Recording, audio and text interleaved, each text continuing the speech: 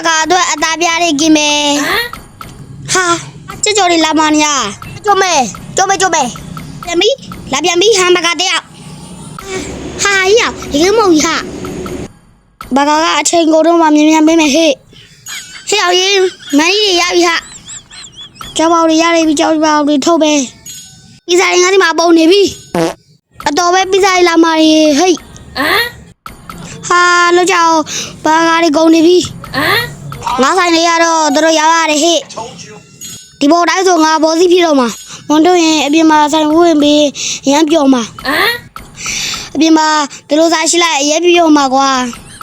ဝဲတဲ့လူလည်းအရမ်းများနေပြီငါတော့မနိုင်တော့ဘူးဘာကားတွေကခဏကုန်နေပဲစိတ်ညစ်ကွာ